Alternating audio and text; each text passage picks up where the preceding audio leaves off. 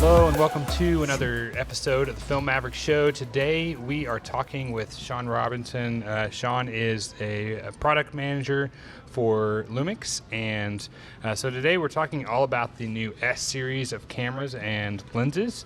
This is super exciting. If you've been following the channel, we've made a few videos about this already, but I wanted to hear it straight from the lips of a product manager himself. So thanks for joining me, Sean. Yeah, thanks for having me.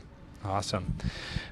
So if you are not familiar with the S1, I'm very confused at you, but there is two new cameras. They're full frame cameras. This is the first full frame offerings ever from Panasonic. Correct. And they've announced three lenses that will come right at the beginning, right? So yeah, so the two cameras, S1, S1R, and the 24-105 f4, 70-200 f4, and 50 millimeter 1.4 S Pro reference lens all start shipping out first weekish of April. Nice. So. Awesome. And then in addition to that, they've talked about a roadmap for lenses in the future. Yep. Can you say anything about that? Yeah, so in Barcelona, we released that by the end of the year, we will also have 24-70 2.8, 70-200 2.8, and 16-35 f4. Nice. Haven't announced pricing or exact details of when they're going to come out, but the little bit further out roadmap of what's going to be there. Okay, awesome. And in addition to that, there is an alliance with two other manufacturers. Correct. Yeah. So we've got Leica and Sigma are all alliance members here. We all license the mount and system from Leica, the owners of it. And I think something that just came out, I think it was yesterday morning or something, was that with Sigma's part in this alliance, we're looking at something like 78 lenses that are going to be compatible to the system by 2020. Wow. So that's amazing, because I remember, anytime there's a new camera system launch, that's always the hiccup that helps, holds people back from converting. I remember when Sony first launched their new line of mirrorless cameras, that was the biggest issue. And that was around the time when I was sort of making some different camera decisions and switching things around, and I remember looking at the system, being very interested in it, but the lenses that I wanted just were not an option. And so looking back, I remember it took like 2 or 3 years before that became a reality. And that was also before like Metabones was big with the good adapters. Like you had just the simple adapters, and you were working all manual glass. So those days I remember very clearly. Yeah, for sure. So, all right, for most of the data that I'm seeing about these cameras, obviously you're going to sell a ton of these to photographers. My audience is primarily filmmakers. So maybe you could talk to me, because I think this is in part due to because of the fact that there's two different cameras that are coming out at the same time. I think there's a lot of confusion. And so when I'm on the forums and things, I see a lot of people spitting out misinformation about what the two cameras do, because they're confused. They have different feature sets. They're designed for different purposes. Maybe you could talk to me about, from a filmmaker's perspective, is there one that they should look at over the other, or is there different reasons based on the type of work that they do they should look at different ones? Yeah. Talk to me about that. Yeah, definitely. So in the system, I obviously said there's the two cameras, the S1R, which is definitely I'd say like a 90% photographer's camera, 10% video. Things like time limited to like 15 minutes in 4K, things like that. So that's not really necessarily a useful tool for more video cinema work. But say it again, it's a 15-minute limit in 4K 30 or 4K 30, 60p. So across the board, if you're shooting in 4K, it's a 15. Pretty much like 15 minute. I'd have to dig 100% into like if 30p or 20, if 24, a little different. But it's clearly not really the best tool for video and cinematography. Okay.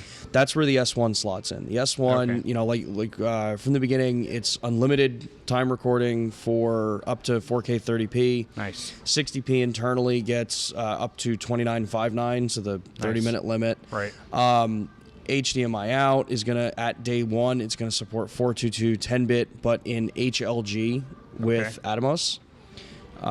They made the announcement a couple weeks ago with that. Maybe say something real quick. HLG is a new terminology for a lot of people. Yeah.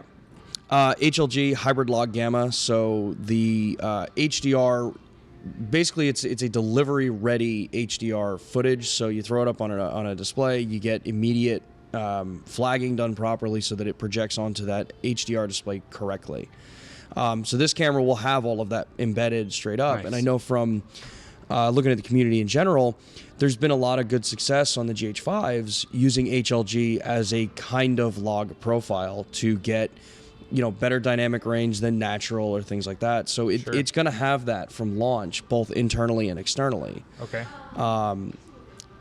So some of those pieces are what really is like, you know, what is core for cinematographers and videographers on the S1. Alongside it, though, because of some of the things where I think people are getting a little confused online with how the information's come out, the S1, because they can both shoot up to 4K 60p, the S1 actually does have the APS-C crop in 60p. Okay. I know that there's a lot online of kind of flipping that backwards because you'd think the higher resolution camera would have the crop issue.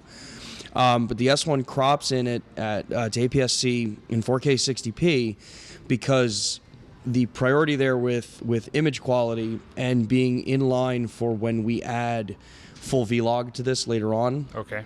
And 422 10-bit internal recording later on, we need to have, you know, make sure that the image quality and the output of the sensor is going to be ideal for it. Mm-hmm. So it has that crop.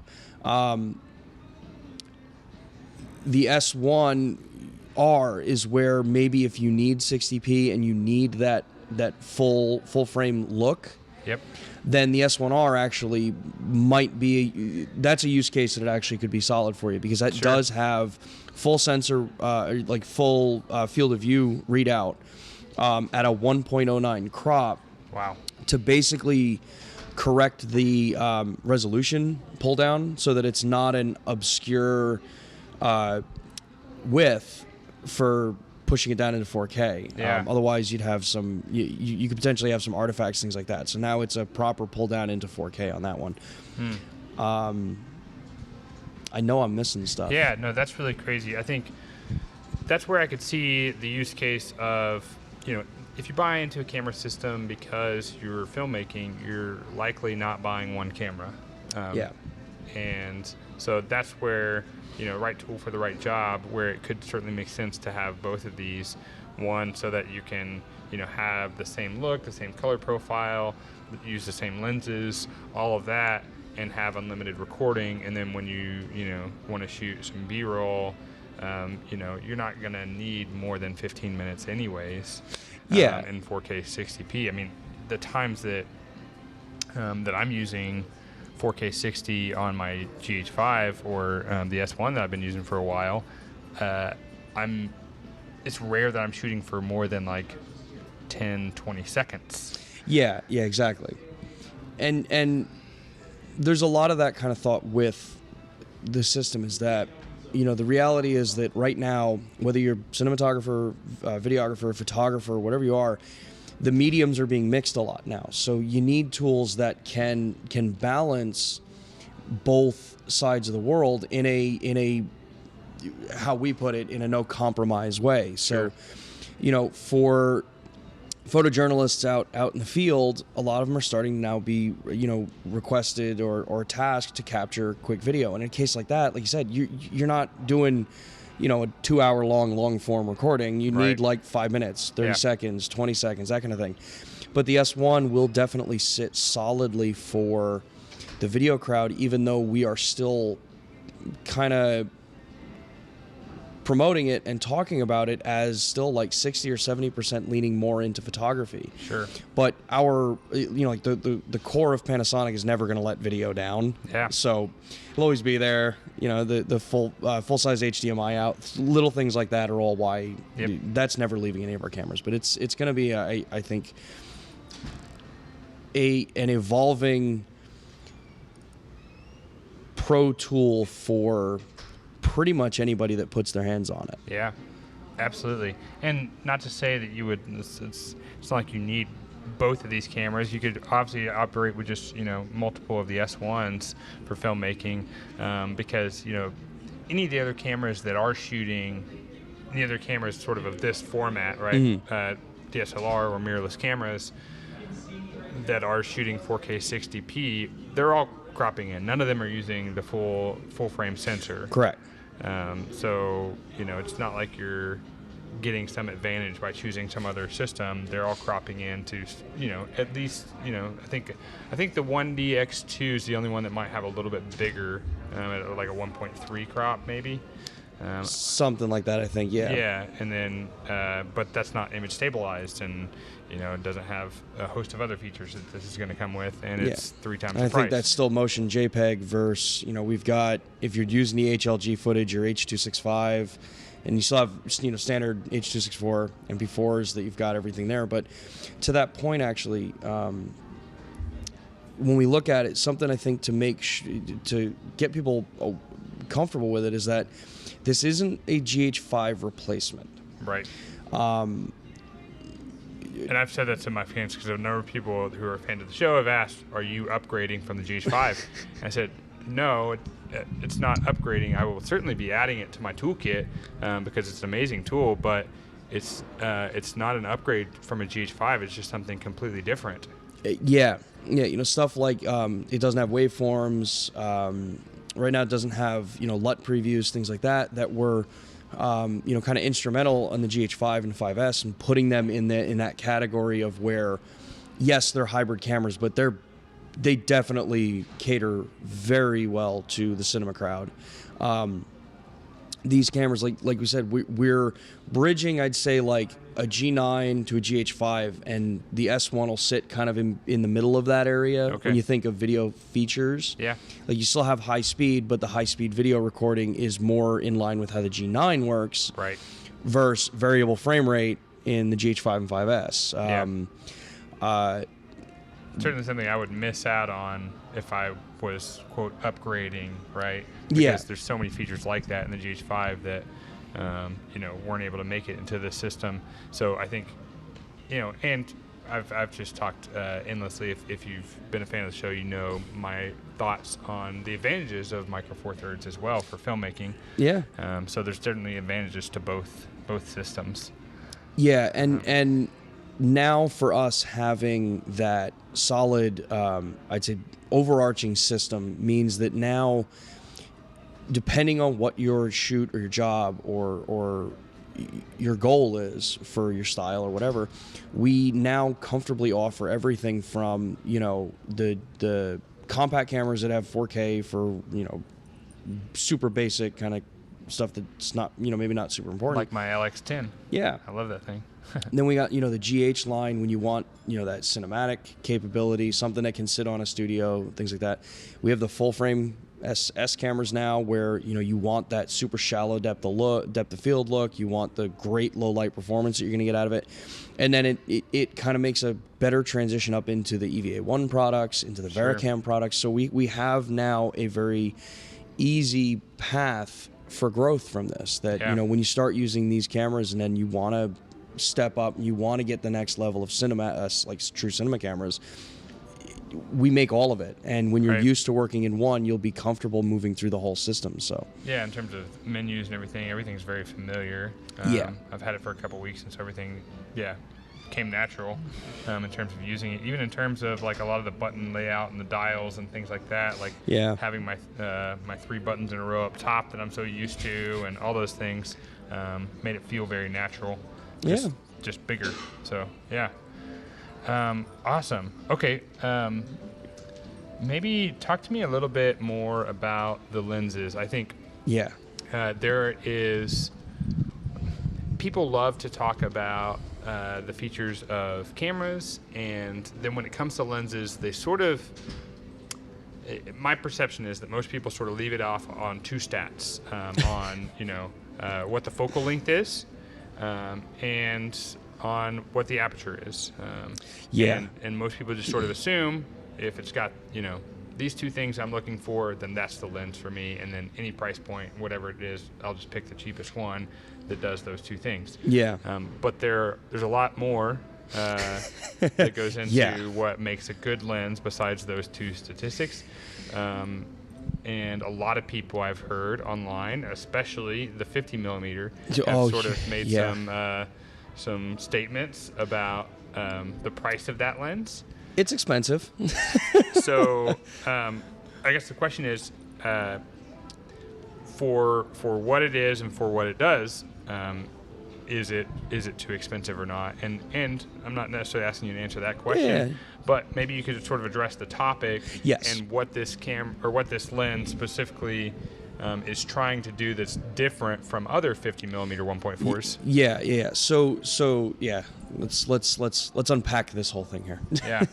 So yes, the 50 millimeter is definitely expensive, and it's definitely bigger and heavier than most of the other 50 millimeters that are out on the market. But when we set out to design the optics for the L mount system, the L mount and the S cameras, there was basically like an edict put in place with our optics engineers that was they are going to be designed to the best image quality that can be produced out of it. And then image quality consisting of multiple different touch points on what creates a beautiful image or assists in creating a beautiful image. So the first thing is that with the 50 millimeter, it has the largest aspheric element produced in a camera lens as far as we know to date. And what does that do for you in terms of image quality? So when you're working specifically with this camera, the aspheric element is one of the elements that handles a lot of how your bokeh looks, how the out of focus areas can be rendered. And in a lot of manufacturers and a lot of commercial lenses and those that were considered benchmark until basically this lens came out, there's the onion skinning in your in the bokeh area. You get the concentric circles, you get the different look on the edge of it depending on what kind of lens it is. Yep. The coma looks different, the bokeh out on the edge looks different. And when our engineers designed this, they basically looked at it and said, lens O, this is the benchmark. Well, we need to supersede that. We need to, hands down, Can you say what lens O is? Otis, the Zeiss Otis. Yeah. And it's a phenomenal lens. Yeah. But there are it's things. It's also a $5,500 lens, something like that. Yeah. Manual focus, and it up until recently, I think it was basically the benchmark. But when you look at it, there are things in there that our optics engineers felt they could improve on. So by taking the aspheric element and making it the largest that we can make it for a camera lens, and then taking the mold that is used to create those elements, which is where those concentric rings come from, hand polishing them down by an artisan who has to study for years before they're allowed to do this. Wow. By going through that whole process, it creates the beautiful fall off that's already being reported by those that have shot with it, out in the field, outside of trade shows and things like that. Right. So that attention to detail where you're pulling someone that's taking at least 3 years of time to master something just for the lens, just for one element in the lens. Yeah. So that becomes a huge portion of, if that's what we're targeting, so the cost is going to go up. Sure. Second biggest one is that for video and cinema, this is probably the bigger point of this lens and the whole S line as a design goal. Is focus breathing in traditional camera lenses is not well controlled. Right. Because it's not typically something you're worried about or concerned with. Sure. So as a photographer, you're not. Yeah, it's usually not a big deal. I mean, it can be with framing and things like that, but it hasn't become as big of a sore point. Well, I know you've seen the video that we It was have shocking. up about it. Is that video available online? Or Yes, it is. Okay, I didn't know Yep. if that was internal only. Okay. Oh yeah, no, that's definitely online. So Okay, let's try to link to that so people can see that. yeah, so the 24-105, 70-200, and 50 millimeter are designed to have basically no focus breathing. Yeah. And for camera lenses, that's a big design. It's a big initiative. deal. You really, if the term focus breathing is new to you, you really need to, or you don't quite understand exactly what that is, you have to check out this video because it's shocking, and it will, you will then understand why this is actually such an important part of having a good lens. Yeah, and with that, designing something to be to that level where typically you only see lenses that like show no focus breathing in true cinema lenses. Yeah. These kind of lenses, they're usually designed to not worry about it, but the 50 millimeter, designed with two focusing motors, independent focusing motors to counteract, the speed of focusing the 50 millimeter, but then also to move the elements in the right way that you don't shift your field of view as you're, infinity to near.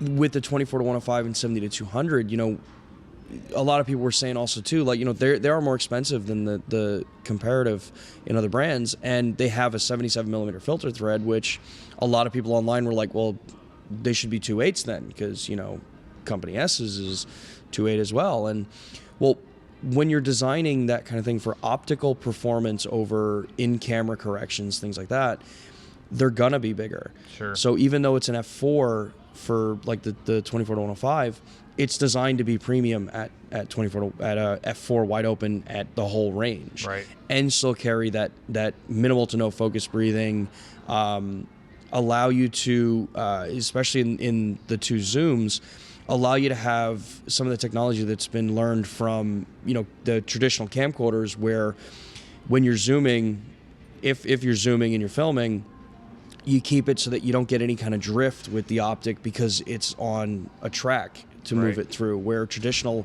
camera lenses don't. You zoom and then you get like those weird kind of jumps, so you would never use it before. Yep. Now it becomes maybe a usable tool.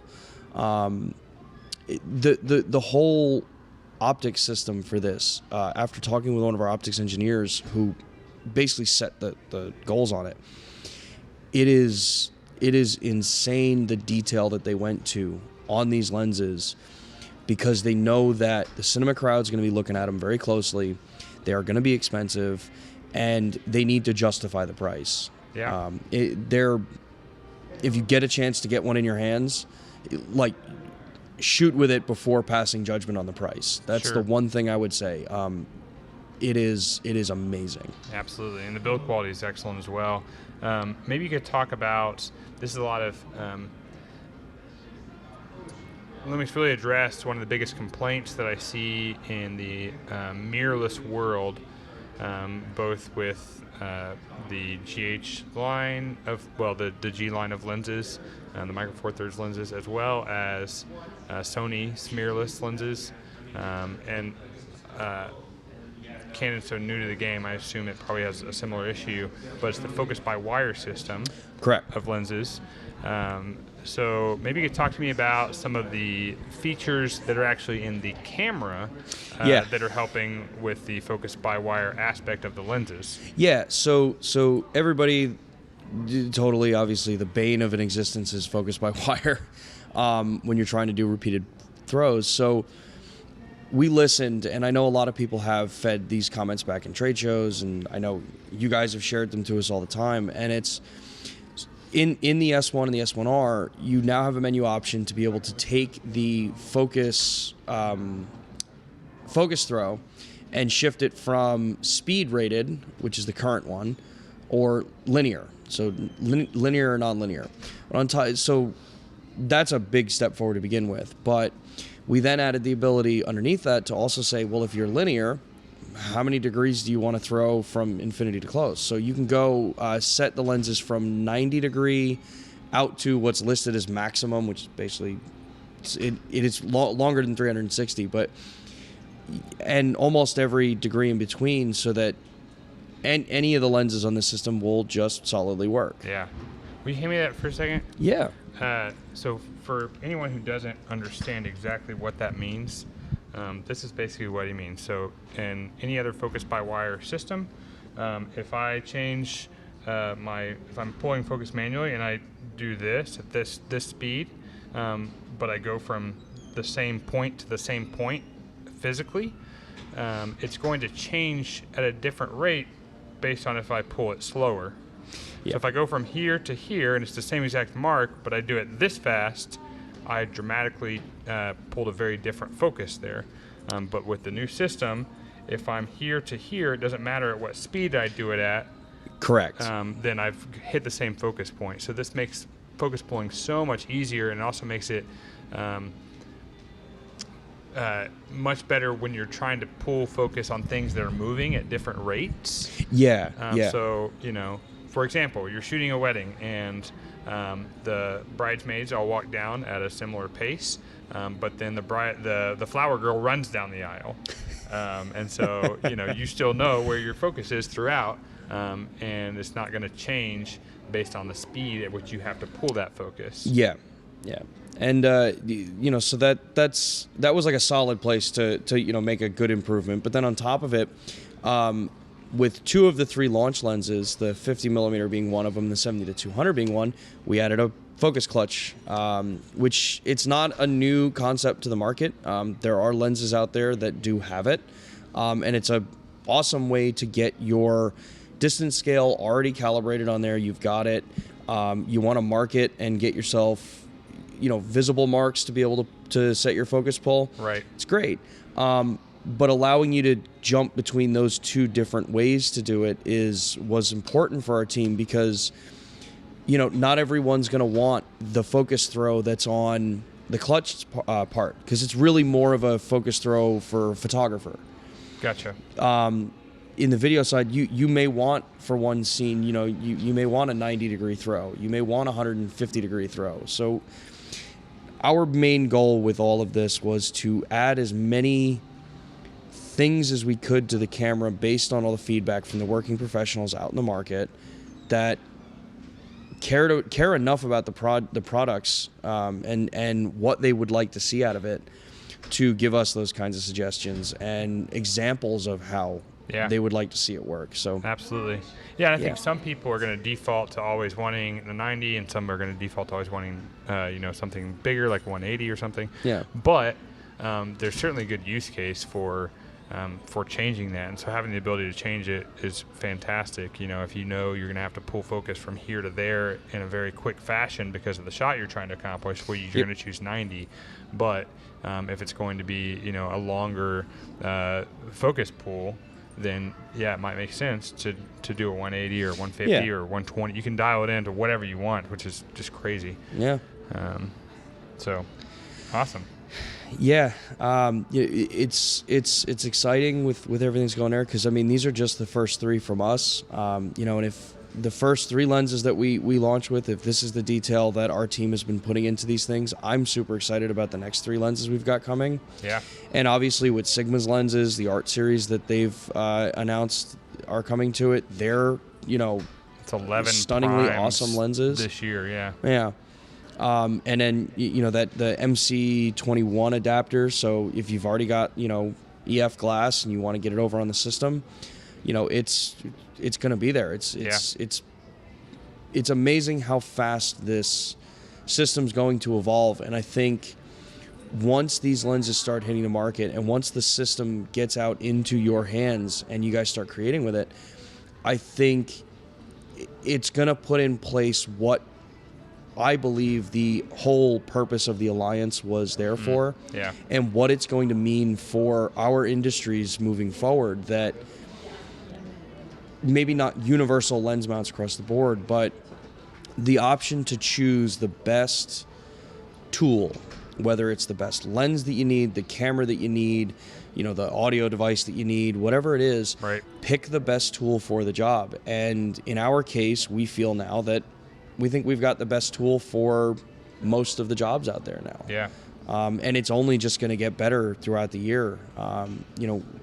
as a company, we're always listening and taking feedback, and we're always excited when we get a community that sees a new product with us and, does start, kind of tearing into some things and spec lists and, pointing out where, hey, you could have done that better, or, I'm disappointed this isn't there. But, the community you have that interacts and the feedback that you guys feed over to us from what you guys get, that helps us build these products better and better in every iteration and through firmware and all that kind of stuff. So we're excited. 100%. That's one of the things I always have loved about Lumix is that they actually listen to what you say and make changes based off of it. And we actually saw that at the training event when I got to go and get my hands on this camera for the first time. Is I was talking with Matt, and he was saying how he was at one of these events and the engineers were there from Japan, and they told him about a feature they wanted, and they said, okay, we'll do it.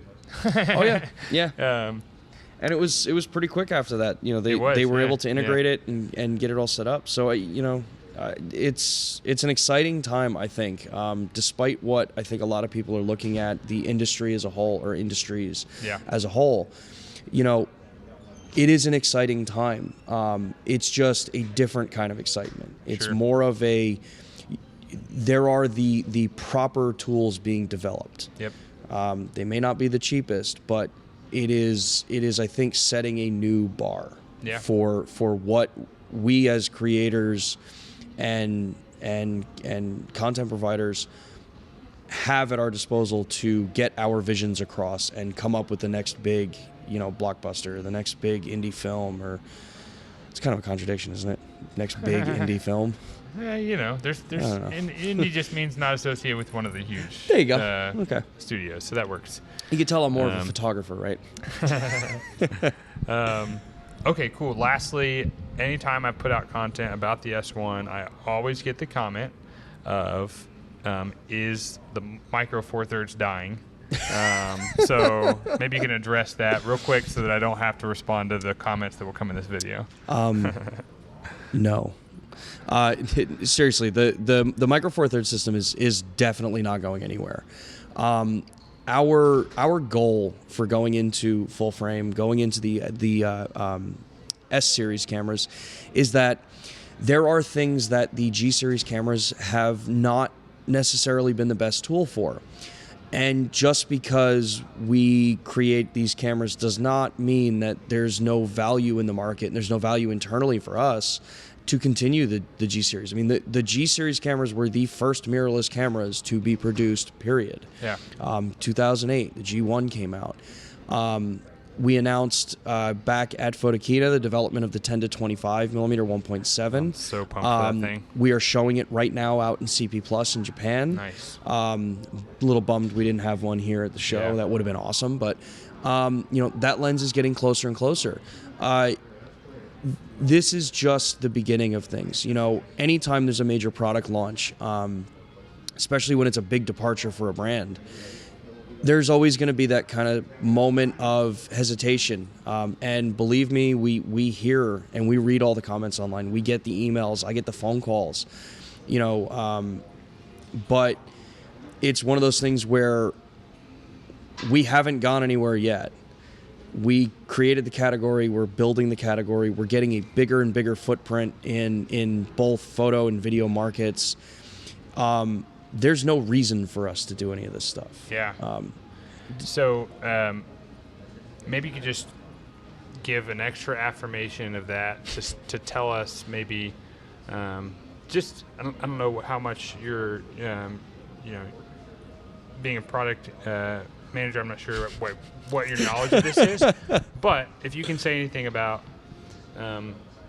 when the S1 was being developed, which my understanding, it's been being developed for like 5 years or something. Oh yeah, a number of years. So I think before the GH5. Really? Okay, wow. I think so, or around that period of when it was seriously looking into it. Yeah, this is not a quick development. So, okay, so maybe say something about you would think that it would be easy to think that when you start building a whole new system that energies are diverted, right? Yeah, correct. So maybe speak to that a little bit. Yeah, so I think putting product development into perspective, right? If a company, especially a company the size of ours, had to devote all resources to one SKU, one product, one series, you wouldn't be in business. It's impossible to develop products and be competitive in the market, especially now, if that's how business worked. Yep. I think the imaging community, so photo, video, all of it, I think because we are known as an electronics manufacturer, and this community has had bad experiences with electronics manufacturers making some amazing products and then just up and vanishing. Yeah. I think that's put a bit of a kind of scared point for people. Sure. The truth is that we've been in the imaging industry for decades with the camcorder divisions, things like that. We are very good at developing multiple products at once. Yeah. You know, like case in point, the fact that the S series was being developed in line with, you know, the GH5, GH5S, G85, things like that, G9. Right. There's nothing that can preclude us from necessarily, you know, creating these systems in tandem. You know, do you see in the current scope of Micro Four Thirds, yes, there is a slowdown in Micro Four Thirds development, but not in the way that you think. The reason there's a slowdown is because look at what lenses are there. Right. Look at the camera bodies that are already on the market. Right.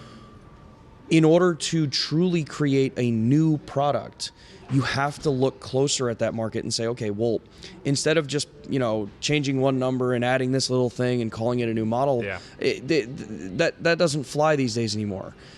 You have to look. A lot of camera manufacturers still do that. Yeah. But that was, you know, I was actually talking to somebody yesterday who is still a GH4 user and, you know, obviously still a wonderful camera, but dated. And, you know, that was one of the things I was trying to tell her is like, this was not a incremental upgrade.